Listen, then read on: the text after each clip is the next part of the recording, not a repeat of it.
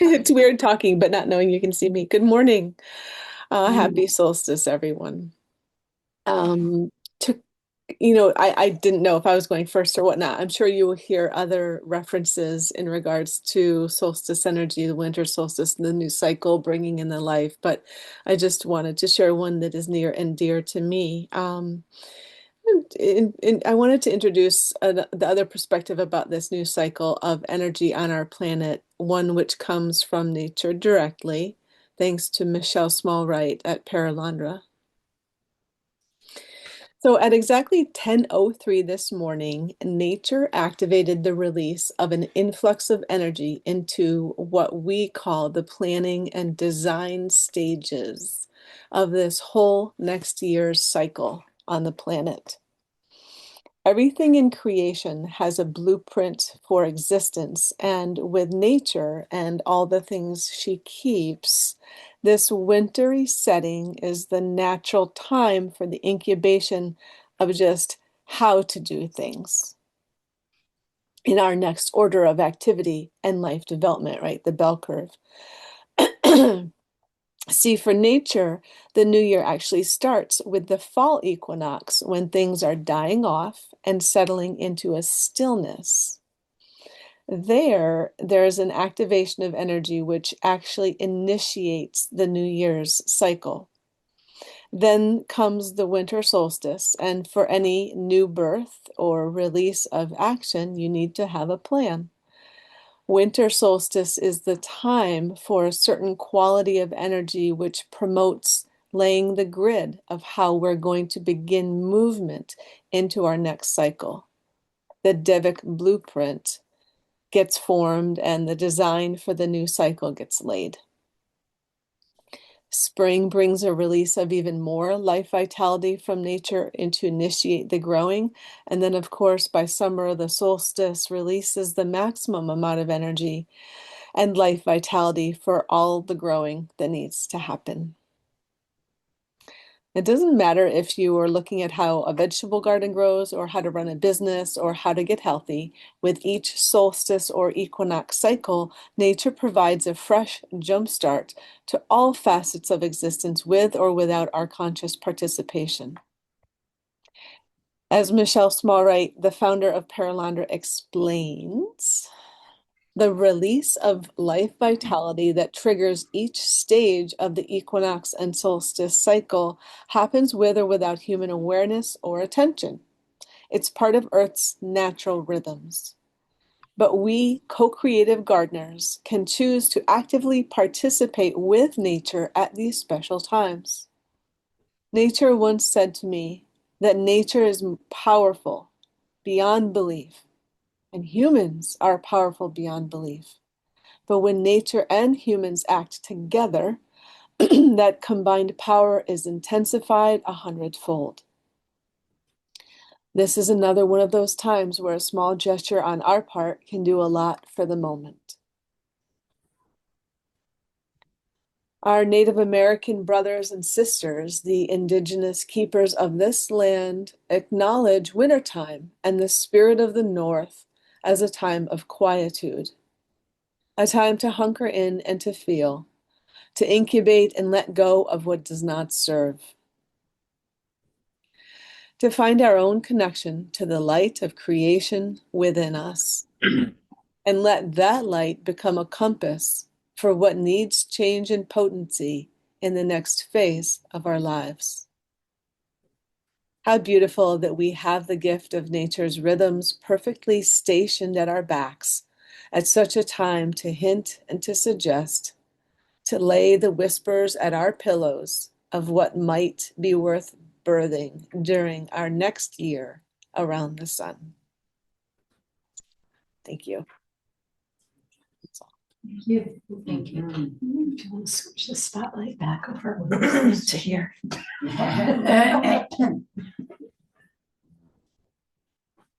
Thank you, Kimberly. And Kimberly is also a healing practitioner here and sees clients here.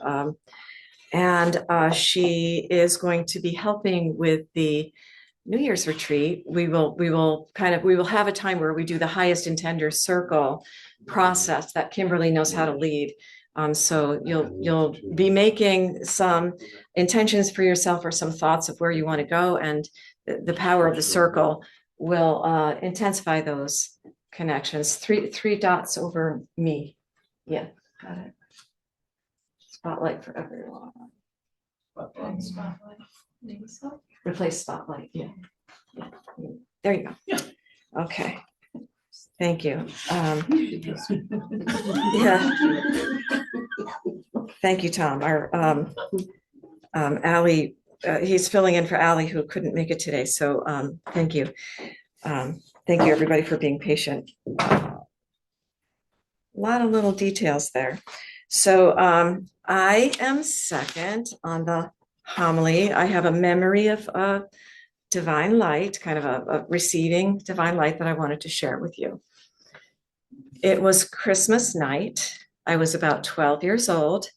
All the gifts had been opened, candy canes devoured, songs had been sung, the kitchen scoured by the women, of course, if you remember, after a wonderful dinner. I grew up with 6 brothers and sisters. My sister Sue, who was the co-founder here, was one of them. She was the big boss of the family. So the hubbub of holiday celebrations was huge and exhausting. I stole a moment away to myself from the family gathering and went into my shared bedroom while I could have it all to myself.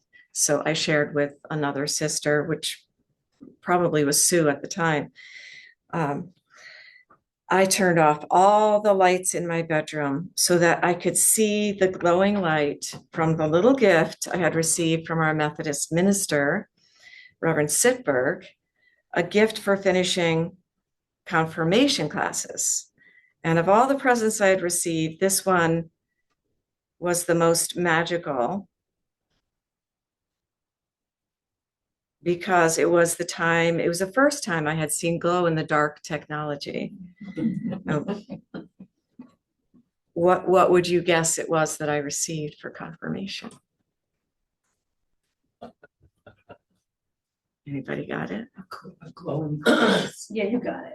You got it. A glowing little cross. Yeah, the cross. Yeah, like hang, below the light so it would charge up. I had memorized the words to be confirmed, the Apostles' Creed and the Lord's Prayer, and recited them at the confirmation ceremony, making my parents proud like a good girl, as did all my brothers and sisters. If you had a similar Sunday school background that my family had, you may recall the words memorized. Was anybody also confirmed in a Christian faith of some kind? A few of us. Okay, yeah. Yeah. No, I couldn't. I had to memorize it, but I couldn't tell you now what it said. But, and the words memorized included, I believe in God, the Father Almighty, and that Jesus Christ was conceived by the Holy Spirit, born of the Virgin Mary, all very magical sentiments that we celebrate on Christmas Day. But it is very hard for a skeptical, almost teenager to wrap her head around. And after all, they had lied to me about Santa. But I recited the words anyway, because I remember the pastor saying, but what if you're not sure that this is the truth? You just say it. Just say it. It's okay. Just say it. That was what they told you in confirmation class. And I got this amazing gift. And what happened when I turned off all the lights and experienced my surroundings with only the light of the glow? I sat very still and felt the light, felt a larger light descending, almost in answer to my question, like they were the very angels who announced Jesus's birth, lighting up my room. The light was magnified and radiated out from the mirror. I sat in that loving, overwhelming presence for a good half hour and felt wrapped in angelic energy before a sibling's loud banging on the door bumped me off my heavenly cloud. I think I just wanted to have some divine experience that might prove to me that those words I had recited for confirmation had an element of truth to them. And what I received, rather than proof of the veracity of those particular words, was an experience, a feeling of light, of being surrounded and protected with some kind of divine light. It looks like you've taken a hard fall.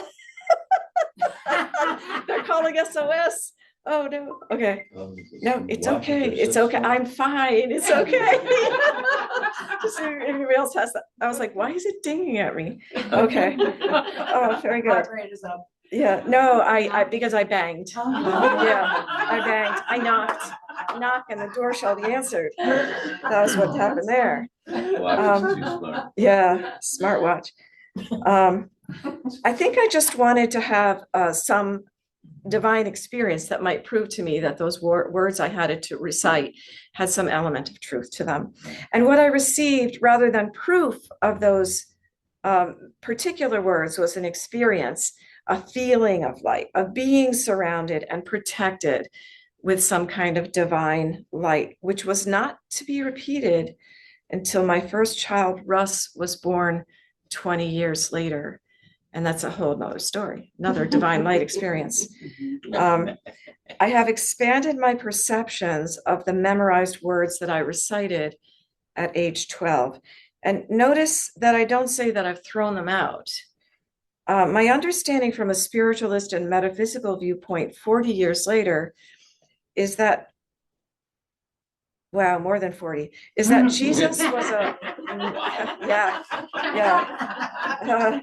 is that Jesus was a master teacher from a group of teachers helping humanity to evolve, and is still available to those of us on a spiritual path. You can hear the whole metaphysical interpretation of Christmas at our ISD National Christmas Eve service. Actually, they're doing it, our founding pastor, Reverend Jim DiBiasio, is going to be doing the whole story of the telling of the Nativity and the birth of Christ on, from a metaphysical viewpoint, on Christmas Eve, December 24th, 7 p.m. And I put that out on the ISD community chat. If you're not on that, if you didn't receive that and you want to get, just up-to-date little emails that are from your fellow ISD friends and members, just ask and we'll add you to that. So you'll get those little updates from people. But how we interpret the circumstances around Jesus's birth and death are not the important part of his teachings. And it doesn't matter if we have the same beliefs. What is important is that we all take time during this very sacred season to experience and celebrate the light, or source energy, the source of all creation, and experience ourselves as a spark of that divine light. To feel with confidence that we are divinely guided and that we are all one, no matter what light festival we celebrate.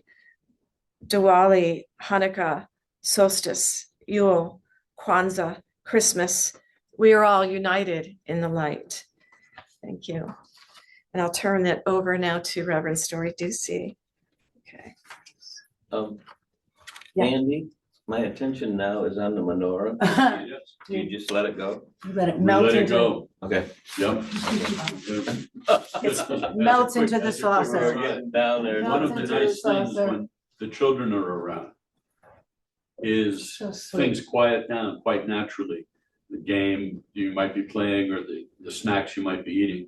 As the candles burn down, things quiet down quite naturally, and the children all focus on the candles and watch as they all go out, and Yeah, it's an experience it's nice to share together. beautiful. that's nice. Yeah, Yeah. beautiful. Thank you.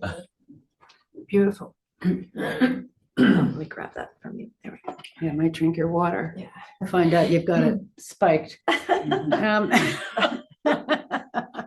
Hello, everybody. I'm Story, and I'm bringing my light to you. So let's just say hello for a second and shine our lights. We're all sparks, and let's just let that all the light that we've been gathering for the past 45 minutes. It's so beautifully said from everybody. Really, just so beautifully. Very proud of ourselves for all the weaving And Kimberly, beautiful presentation about the nature of divine energy at this time. And at ISD, we're always learning. And again, I just learned something from Kimberly, and I just learned something over here. So every service, there's something that I come away with meat that I can use.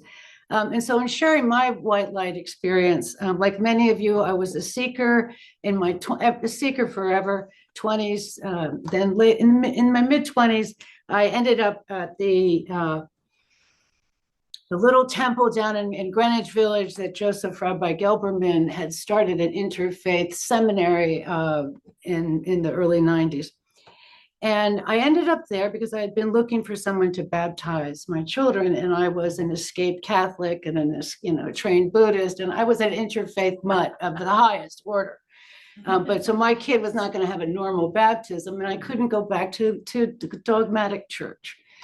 And so I joined the seminary because one of the women I had found had come out to do what I called an old-fashioned baptism that we used to do in this country in the pioneering days. The ministers and the priests would go from town to town, and even the rabbis on their horses, and baptize everybody communally all at the same time. All right. So, and in my background, in my family line, I have one of those traveling ministers inside of me who shows up every once in a while in front of you. And so there I was in New York City. I was incarnated into New York City, but I grew outside of New York City. And a very spiritual family, but very interfaith, raised by a doctor who was also a singed Catholic, but kept the spirit alive, always wore his scapula. But we were also, he was a great doctor because he would be Jewish when he needed to be Jewish. He would be Buddhist when he needed to be Buddhist. And he would be an agnostic if you needed it. You know, he served the spark in front of him.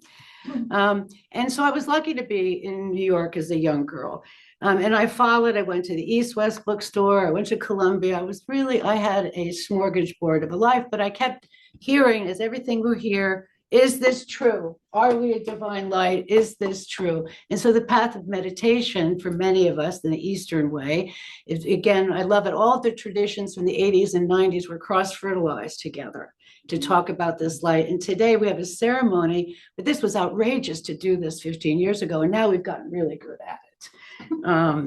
And we see also that it's a radical statement right now. So the very beautiful Jewish song that you began with, let us remember the light. If there isn't anything more important right now, to each remember the spark of light that is living and radiant and atomic energy inside of us. And so thank you, Kimberly, for reminding us to go within right now so we can also line up with nature, who's saying, get quiet and replan. Plan the next year. We've let go of it. We've done the atonement. Let go. What's the next year? Get quiet. And we need that right now, especially at this time. So in my journey, ended up at the seminary, and I still didn't want to get ordained because I think a lot of this is nonsense. The outer form is not what we want. We want the divine spark. And I was very hesitant about it, but I enjoyed studying with people of many different faiths. But I'm an American citizen, and I'm a pilgrim, and I'm a Thomas Paine girl, and I believe in human rights. Thomas Paine wrote a book called The Rights of Man, which is very important in settling this country and having freedom. And he was a Quaker who followed the divine light within. He was also a tax person who gave up going after taxes. So there I'm at the seminary one day in a little tiny, he started a little tiny temple in literally a basement about a third of the size of this room. And he had the sacred temple there, and we did our teachings with people of all different faiths. And so one day I was really worried about what I was doing, this whole ordination thing. And I'd been meditating for many years, and I was told to go read the Bible again. And I'm a Bible reader. And I said, well, I've read it 3 or 4 times already. What else? So I went to the library and I heard read Thomas Paine. And I'm saying to this voice, I've already read everything Thomas Paine wrote. What, you want me to read Thomas Paine? I've been told to read the Bible. I want to go read Thomas Paine. So I went to the card catalog. That's how old I was. Went to the card catalog and found out there was a book he had written called at the end of his life, about the divine will within. And as I walked out of the seminary the next weekend, having read Thomas Paine later in life, he was in New York City, and he had started an interfaith group in New York City after he escaped the guillotine in France. And he brought together the Jews, the Muslims, the Indians, the women, everybody down in Greenwich Village, New York. And I didn't know that till I'd found this book.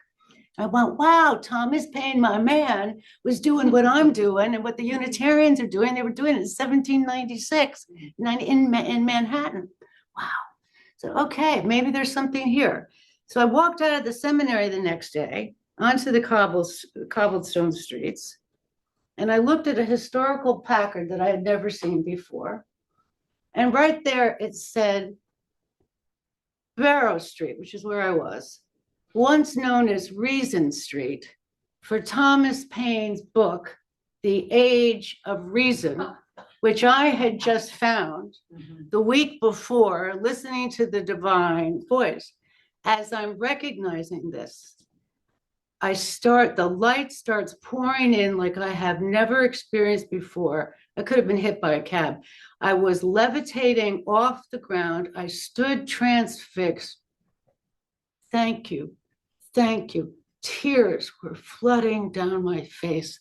For 15 years, I've been looking for evidence of the light within, and that white light experience, following all the clues that we all follow. So keep following the clues, but we look for these white light experiences. It confirmed that the work that we're doing, that I was on the right path to continue doing public speaking in a very interfaith way, and to not be afraid of it.